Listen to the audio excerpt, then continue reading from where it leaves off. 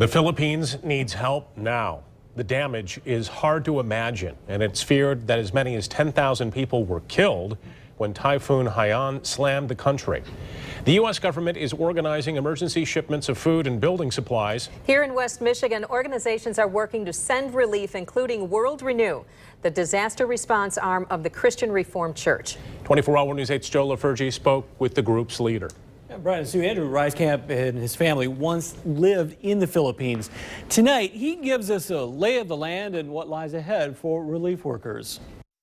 The storm went right through here, where you have the province of Leyte, and then Cebu, and then Iloilo. Andrew Reiskamp has dealt with countless international disasters, but this one's personal. We've worked on all of these islands over the years. We're contacting people we know, seeing how they're doing. Reiskamp leads World Renew, the CRC in North America's efforts to aid development and justice efforts around the world.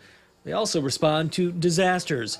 Trained teams are already in place in the Philippines. They know the lay of the land, but much of the landscape, the roads, bridges, and neighborhoods have been wiped off the map. It's such a widespread destruction that, the response is one that where do you start? Getting people and supplies is just one of the challenges for groups like World Renew. Just in terms of the immediate kinds of things, food, water, shelter, those kinds of things are needed. But dealing with the emotional toll from both survivors and those coming to their aid is another.